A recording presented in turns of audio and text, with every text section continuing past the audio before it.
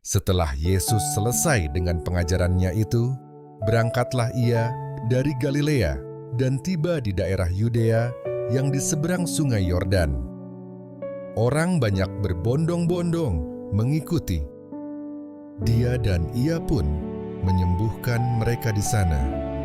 Maka datanglah orang-orang Farisi kepadanya untuk mencobai dia. Mereka bertanya, apakah diperbolehkan orang menceraikan istrinya dengan alasan apa saja? Jawab Yesus, "Tidakkah kamu baca bahwa Ia yang menciptakan manusia sejak semula menjadikan mereka laki-laki dan perempuan? Dan firman-Nya, sebab itu laki-laki akan meninggalkan ayah dan ibunya dan bersatu dengan istrinya, sehingga keduanya itu menjadi satu daging. Demikianlah mereka bukan lagi dua, melainkan satu. Karena itu, apa yang telah dipersatukan Allah tidak boleh diceraikan manusia." Kata mereka kepadanya, "Jika demikian, apakah sebabnya Musa memerintahkan untuk memberikan surat cerai jika orang menceraikan istrinya?" Kata Yesus kepada mereka, "Karena ketegaran hatimu, Musa mengizinkan kamu menceraikan istrimu, tetapi sejak semula tidaklah demikian. Tetapi Aku berkata kepadamu, barang siapa menceraikan istrinya kecuali karena zina, lalu kawin dengan perempuan lain, ia berbuat zina." Murid-murid itu berkata kepadanya, "Jika demikian halnya hubungan antara suami dan istri, lebih baik jangan kawin."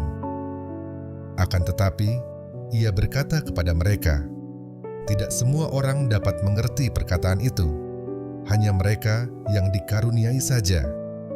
Ada orang yang tidak dapat kawin karena ia memang lahir demikian dari rahim ibunya, dan ada orang yang dijadikan demikian oleh orang lain, dan ada orang yang membuat dirinya demikian karena kemauannya sendiri, oleh karena kerajaan sorga.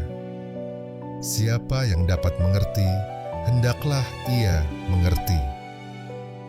Lalu orang membawa anak-anak kecil kepada Yesus, supaya ia meletakkan tangannya atas mereka dan mendoakan mereka.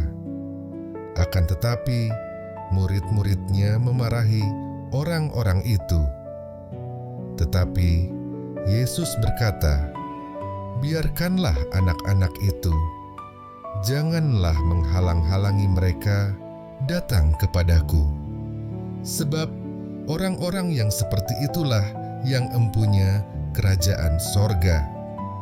Lalu ia meletakkan tangannya atas mereka, dan kemudian ia berangkat dari situ. Ada seorang datang kepada Yesus dan berkata, "Guru, perbuatan baik, apakah yang harus kuperbuat untuk memperoleh hidup yang kekal?" Jawab Yesus, "Apakah sebabnya engkau bertanya kepadaku tentang apa yang baik? Hanya satu yang baik. Tetapi jikalau engkau ingin masuk ke dalam hidup, turutilah segala perintah Allah." Kata orang itu kepadanya, "Perintah yang mana?" Kata Yesus, "Jangan membunuh, jangan berzina, jangan mencuri, jangan mengucapkan saksi dusta, hormatilah ayahmu dan ibumu, dan kasihilah sesamamu manusia seperti dirimu sendiri." Kata orang muda itu kepadanya, "Semuanya itu telah kuturuti, apalagi yang masih kurang?" Kata Yesus kepadanya, "Jikalau engkau hendak sempurna, pergilah, juallah segala milikmu, dan berikanlah itu kepada orang-orang miskin, maka engkau akan beroleh harta di sorga. Kemudian datanglah kemari, dan ikutlah aku." Ketika orang muda itu mendengar perkataan itu, pergilah ia dengan sedih, sebab banyak hartanya.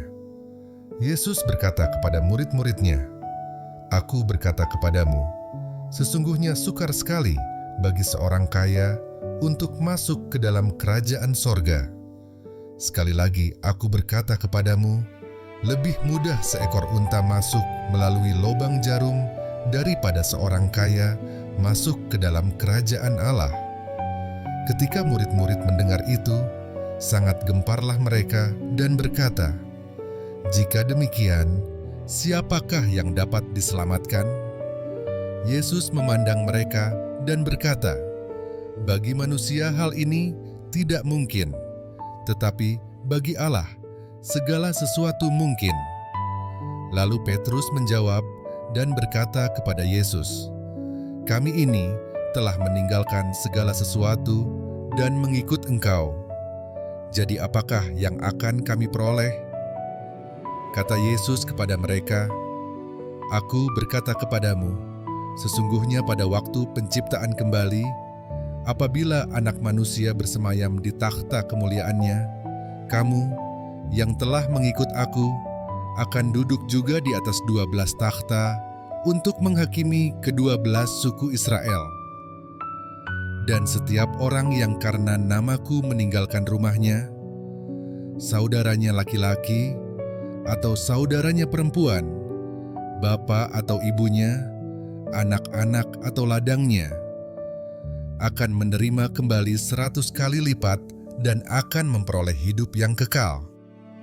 Tetapi banyak orang yang terdahulu akan menjadi yang terakhir, dan yang terakhir akan menjadi yang terdahulu."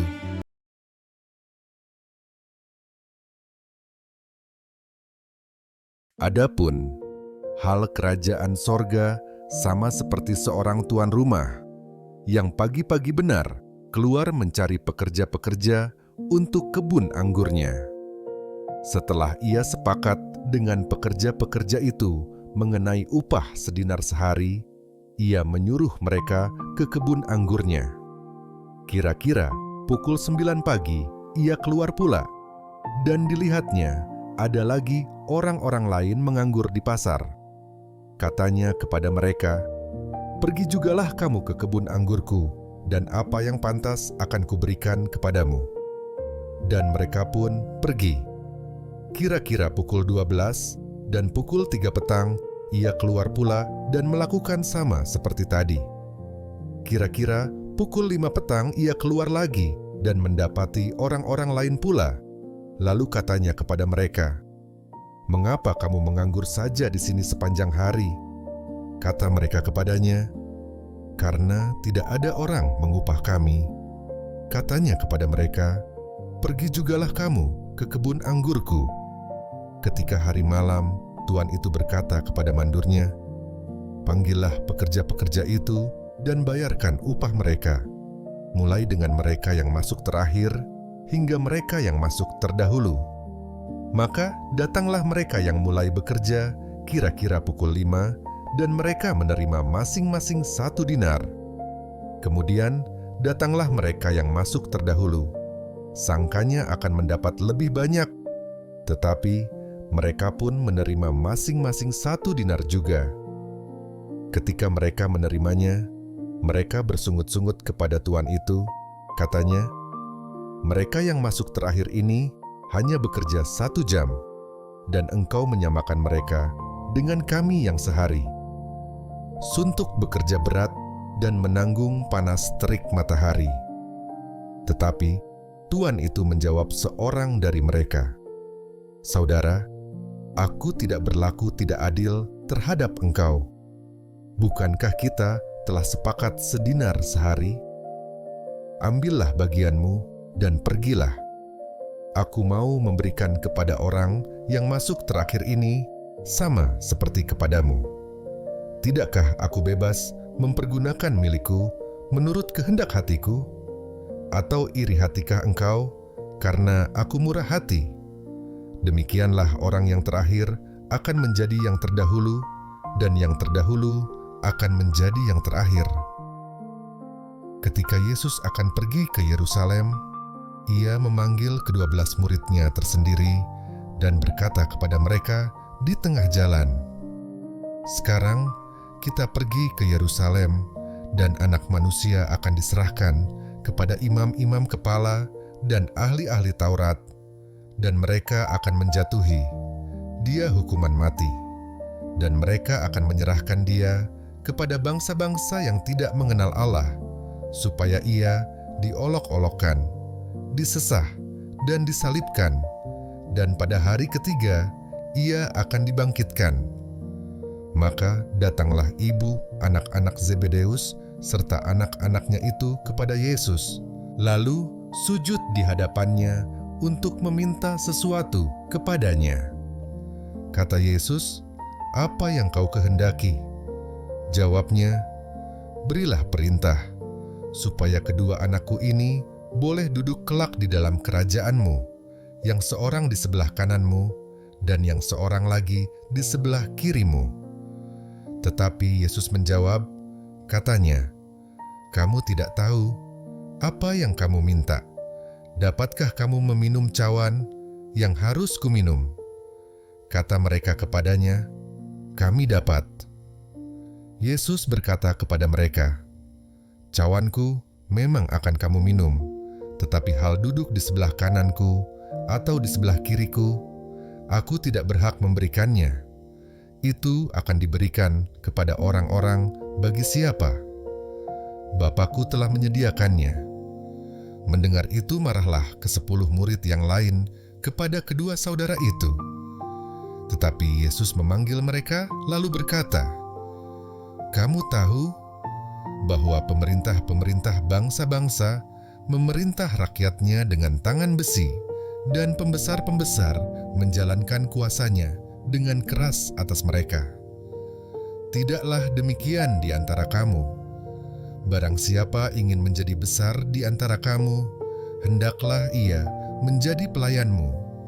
Dan barang siapa ingin menjadi terkemuka di antara kamu, hendaklah ia menjadi hambamu. Sama seperti Anak Manusia datang bukan untuk dilayani, melainkan untuk melayani dan untuk memberikan nyawanya menjadi tebusan bagi banyak orang." Dan ketika Yesus dan murid-muridnya keluar dari Yerikho, orang banyak berbondong-bondong mengikuti dia. Ada 2 orang buta yang duduk di pinggir jalan mendengar bahwa Yesus lewat, lalu mereka berseru, "Tuhan, Anak Daud, kasihanilah kami." Tetapi orang banyak itu menegur mereka supaya mereka diam. Namun mereka makin keras berseru, katanya, "Tuhan, Anak Daud, kasihanilah kami." Lalu Yesus berhenti dan memanggil mereka. Ia berkata, "Apa yang kamu kehendaki supaya aku perbuat bagimu?" Jawab mereka, "Tuhan, supaya mata kami dapat melihat." Maka tergeraklah hati Yesus oleh belas kasihan. Lalu ia menjamah mata mereka, dan seketika itu juga mereka melihat lalu mengikuti dia. Ketika Yesus dan murid-muridnya telah dekat Yerusalem dan tiba di Betfage yang terletak di Bukit Zaitun, Yesus menyuruh 2 orang muridnya dengan pesan, "Pergilah ke kampung yang di depanmu itu, dan di situ kamu akan segera menemukan seekor keledai betina tertambat dan anaknya ada dekatnya. Lepaskanlah keledai itu dan bawalah keduanya kepadaku. Dan jikalau ada orang menegur kamu, katakanlah, Tuhan memerlukannya. Ia akan segera mengembalikannya." Hal itu terjadi supaya genaplah firman yang disampaikan oleh Nabi. "Katakanlah kepada putri Siab, lihat, rajamu datang kepadamu. Ia lemah lembut dan mengendarai seekor keledai beban yang muda." Maka pergilah murid-murid itu dan berbuat seperti yang ditugaskan Yesus kepada mereka. Mereka membawa keledai betina itu bersama anaknya, lalu mengalasinya dengan pakaian mereka, dan Yesus pun naik ke atasnya. Orang banyak yang sangat besar, jumlahnya menghamparkan pakaiannya di jalan. Ada pula yang memotong ranting-ranting dari pohon-pohon dan menyebarkannya di jalan. Dan orang banyak yang berjalan di depan Yesus dan yang mengikutinya dari belakang berseru, katanya, "Hosana bagi anak Daud, diberkatilah dia yang datang dalam nama Tuhan, Hosana di tempat yang maha tinggi." Dan ketika ia masuk ke Yerusalem, gemparlah seluruh kota itu, dan orang berkata, "Siapakah orang ini?" Dan orang banyak itu menyahut, "Inilah Nabi Yesus dari Nazaret di Galilea." Lalu Yesus masuk ke bait Allah dan mengusir semua orang yang berjual beli di halaman bait Allah. Ia membalikan meja-meja penukar uang dan bangku-bangku pedagang merpati dan berkata kepada mereka, "Ada tertulis, rumahku akan disebut rumah doa, tetapi kamu menjadikannya sarang penyamun." Maka datanglah orang-orang buta dan orang-orang timpang kepadanya dalam bait Allah itu, dan mereka disembuhkannya. Tetapi ketika imam-imam kepala dan ahli-ahli Taurat melihat mujizat-mujizat yang dibuatnya itu, dan anak-anak yang berseru dalam bait Allah, "Hosana bagi anak Daud," hati mereka sangat jengkel, lalu mereka berkata kepadanya, "Engkau dengar apa yang dikatakan anak-anak ini?" Kata Yesus kepada mereka, "Aku dengar.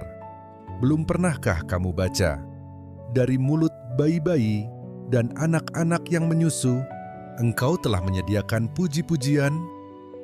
Lalu ia meninggalkan mereka dan pergi keluar kota ke Betania dan bermalam di situ. Pada pagi-pagi hari, dalam perjalanannya kembali ke kota, Yesus merasa lapar. Dekat jalan, ia melihat pohon ara, lalu pergi ke situ. Tetapi ia tidak mendapat apa-apa pada pohon itu, selain daun-daun saja. Katanya kepada pohon itu, "Engkau tidak akan berbuah lagi selama-lamanya."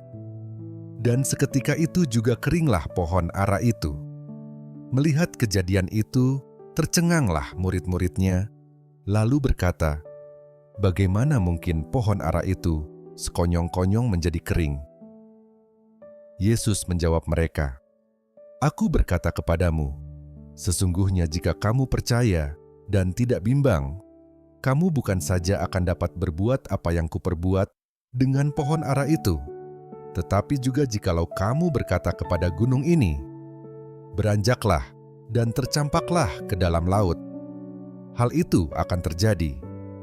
Dan apa saja yang kamu minta dalam doa dengan penuh kepercayaan, kamu akan menerimanya."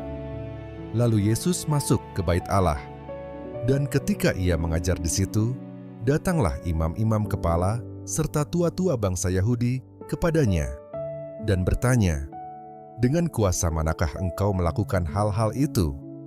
Dan siapakah yang memberikan kuasa itu kepadamu?" Jawab Yesus kepada mereka, "Aku juga akan mengajukan satu pertanyaan kepadamu, dan jikalau kamu memberi jawabnya kepadaku, aku akan mengatakan juga kepadamu dengan kuasa manakah aku melakukan hal-hal itu. Dari manakah baptisan Yohanes? Dari sorga atau dari manusia?" Mereka memperbincangkannya di antara mereka dan berkata, "Jikalau kita katakan dari sorga, ia akan berkata kepada kita, 'Kalau begitu, mengapakah kamu tidak percaya kepadanya?' Tetapi jikalau kita katakan dari manusia, kita takut kepada orang banyak, sebab semua orang menganggap Yohanes ini nabi." Lalu mereka menjawab Yesus, "Kami tidak tahu." Dan Yesus pun berkata kepada mereka, "Jika demikian, aku juga tidak mengatakan kepadamu dengan kuasa manakah aku melakukan hal-hal itu. Tetapi, apakah pendapatmu tentang ini? Seorang mempunyai 2 anak laki-laki. Ia pergi kepada anak yang sulung dan berkata, 'Anakku, pergi dan bekerjalah hari ini dalam kebun anggur.' Jawab anak itu, 'Baik, Bapa,' tetapi ia tidak pergi. Lalu orang itu pergi kepada anak yang kedua dan berkata demikian juga. Dan anak itu menjawab, 'Aku tidak mau,' Tetapi kemudian ia menyesal, lalu pergi juga. Siapakah di antara kedua orang itu yang melakukan kehendak ayahnya? Jawab mereka, "Yang terakhir." Kata Yesus kepada mereka, "Aku berkata kepadamu, sesungguhnya pemungut-pemungut cukai dan perempuan-perempuan sundal akan mendahului kamu masuk ke dalam kerajaan Allah. Sebab Yohanes datang untuk menunjukkan jalan kebenaran kepadamu, dan kamu tidak percaya kepadanya. Tetapi pemungut-pemungut cukai dan perempuan-perempuan sundal percaya kepadanya. Dan meskipun kamu melihatnya, tetapi kemudian kamu tidak menyesal, dan kamu tidak juga percaya kepadanya. Dengarkanlah suatu perumpamaan yang lain. Adalah seorang tuan tanah membuka kebun anggur dan menanam pagar sekelilingnya. Ia menggali lubang, tempat memeras anggur, dan mendirikan menara jaga di dalam kebun itu. Kemudian, ia menyewakan kebun itu kepada penggarap-penggarap, lalu berangkat ke negeri lain. Ketika hampir tiba musim petik, ia menyuruh hamba-hambanya kepada penggarap-penggarap itu untuk menerima hasil yang menjadi bagiannya. Tetapi penggarap-penggarap itu menangkap hamba-hambanya itu. Mereka memukul yang seorang, membunuh yang lain, dan melempari yang lain pula dengan batu. Kemudian tuan itu menyuruh pula hamba-hamba yang lain, lebih banyak daripada yang semula. Tetapi mereka pun diperlakukan sama seperti kawan-kawan mereka. Akhirnya, ia menyuruh anaknya kepada mereka. Katanya, "Anakku akan mereka segani." Tetapi ketika penggarap-penggarap itu melihat anaknya itu, mereka berkata seorang kepada yang lain, "Ia adalah ahli waris. Mari kita bunuh dia, supaya warisannya menjadi milik kita." Mereka menangkapnya dan melemparkannya keluar kebun anggur itu, lalu membunuhnya. Maka, apabila tuan kebun anggur itu datang, apakah yang akan dilakukannya dengan penggarap-penggarap itu? Kata mereka kepadanya, "Ia akan membinasakan orang-orang jahat itu, dan kebun anggurnya akan disewakannya kepada penggarap-penggarap lain, yang akan menyerahkan hasilnya kepadanya pada waktunya." Kata Yesus kepada mereka, "Belum pernahkah kamu baca dalam kitab suci? Batu yang dibuang oleh tukang-tukang bangunan telah menjadi batu penjuru. Hal itu terjadi dari pihak Tuhan, suatu perbuatan ajaib di mata kita. Sebab itu, aku berkata kepadamu, bahwa kerajaan Allah akan diambil daripadamu dan akan diberikan kepada suatu bangsa yang akan menghasilkan buah kerajaan itu. Dan barang siapa jatuh ke atas batu itu, ia akan hancur, dan barang siapa ditimpa batu itu, ia akan remuk." Ketika imam-imam kepala dan orang-orang Farisi mendengar perumpamaan-perumpamaan Yesus, mereka mengerti bahwa merekalah yang dimaksudkannya, dan mereka berusaha untuk menangkap dia. Tetapi mereka takut kepada orang banyak, karena orang banyak itu menganggap dia nabi.